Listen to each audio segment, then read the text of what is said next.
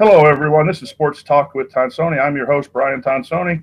I'm in the comforts of my basement as I talk to two former Delphi bracketology members, Daniel Jakes and Jesse Scowden. They're off into the real world doing their own things, but we're going to try to stay together. Gentlemen, how are we doing this evening? Doing great. Yeah, doing great. It's so good to have you guys back. These guys were a vital part of our high school club, and now that they've graduated, it's an honor that they want to still talk to the old man. So we're going to talk a little bit of sports here. Let's talk. We're going to talk a little bit about college football upsets this week. And Daniel, talk to me a little bit about your thoughts about the Tennessee-Florida game that ended in a 63-yard pass. Well, first off, Tennessee's just stupid. They're in a prevent situation.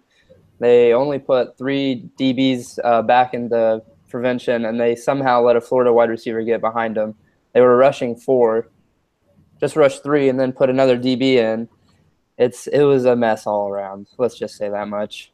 Jesse, what did you think when you saw that play? Yeah, I agree with Daniel. I have no idea why he was on one-on-one coverage. You think they would have played prevent and been a little smarter than that. The one thing, again, I agree with you guys. Prevent, you're 63 yards away. Do you think they had enough time to throw a 15, 20-yard pass across the middle, stop the clock, spike it since they were out of timeouts, and kick a field goal? I don't think so. And so I think they had one play left. And if that's the case, they should have been in a prevent defense, not a regular cover 2 or cover 3, whatever they might have been in. The only thing I think they might have thought of is if one more first down, they could have gotten an attempt for a field goal. Do you think they could have done that? I mean, they could have, but, I mean, at this point, why look back at it? You got the Hail Mary.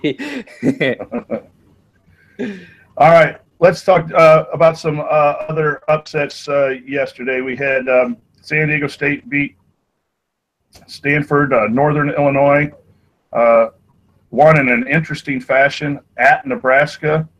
And then what other game am I forgetting, guys? There's another big upset. We just talked about it. Northern Illinois, San Diego State. You could throw in Mississippi State manhandling LSU. Yes. Big game. So, Jesse, what was your biggest surprise from yesterday's college football? Honestly, I think Stanford, their quarterback, I believe it was Christ, he only had 72 yards. That was pretty alarming to me, and 2 interceptions along with that.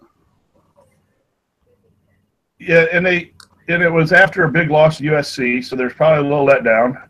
And then they were on the road against a halfway decent San Diego State team. But that is a little surprising that someone that we thought might contend in the Pac-12 to get beat. Daniel, what do you think your major surprise was yesterday? It definitely football?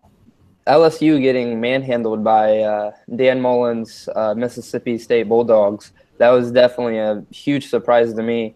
And then I would probably say Nebraska losing to Northern Illinois too. Northern Illinois was getting paid $120K to go beat Nebraska in Lincoln, and so they're probably feeling pretty good about themselves heading into some action. So I can't get enough of action. Let me just tell you that much.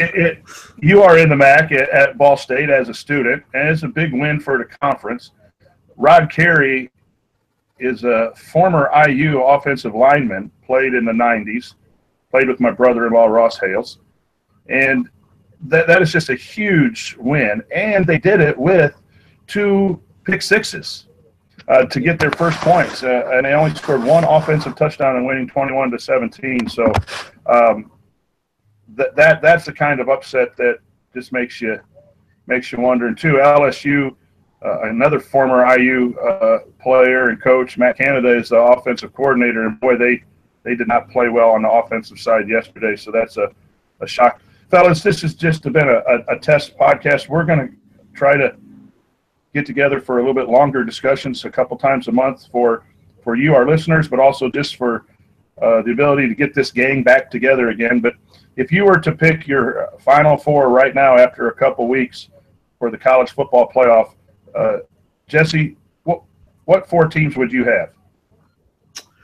I'd go Alabama, Clemson, and then Oklahoma, and then the 4th one's a toss-up for me between Penn State and USC. I'd give the nod to Penn State right now, but you could go either way with that one. Those are solid selections. Daniel, who would be your final 4? I would agree with Jesse. I think Alabama is a clear favorite right now. They're just a well-oiled Nick Saban machine. Oklahoma possibly has the best player in college football right now with Baker Mayfield. They didn't look so hot yesterday, but, I mean, after the kind of win they had against Ohio State at the Shoe, I mean, that was huge. And then Penn State, their Saquon Barkley may be right up there with Baker Mayfield on the top tier of players in college football right now, and he's on an absolute tear, making defenses look silly. Yeah, Penn State is an interesting for the 4. I agree with you guys on the first 3 spots. I think that's pretty clear cut. Clemson was just absolutely incredible last night in defeating Louisville. Their defense is tremendous, and if they can get that kind of offensive production, they're going to run through the ACC and be back in the playoffs. So Alabama's there, Oklahoma with the big win last week on the road. Those are 3. And then I was going to have USC, but I thought, USC barely – that was the other game we were going to talk about. USC has to go into overtime against Texas, and that could be seen as a good win, and I think Texas might be back to some sort of prominence or on their way back to being a solid program that they've had in the past. And Daniel disagrees with me there, shaking his head. So I don't know if that's a quality win. But I think it's USC. I think it's Penn State, and Oklahoma State is looking good too. Yes. But Oklahoma State and Oklahoma are going to play each other. I will tell people to be aware of the Big Ten East. Ohio State still has a chance to get back in. Michigan, whoever wins, if a team can sweep through the Big Ten East and win the Big Ten, I don't know if you can really keep them out, because that side of that conference is so tough. I'm just saying right now, though, I think Michigan is probably one of the most overrated teams in the country this year. and Jesse, explain to our listeners why it's so coming from Daniel. He's a OSU fan, and he's pretty. It's not even being an OSU fan. Yeah, I think that's a little bit of unfair analysis there, because he doesn't. I'm surprised he even said Michigan and with the M. He usually leaves the M out. Hey, Jesse, could you explain to Daniel what's flying behind me here, behind my recliner? The W flag, the one that beat, I think, the Cardinals, the last 2 games. Yeah, and I think the Cubs have defeated the Cardinals the last 2 games. Hey, so I'm not denying it. Yeah, so I just been good this year. I kind of picked this, Jesse, for you and I.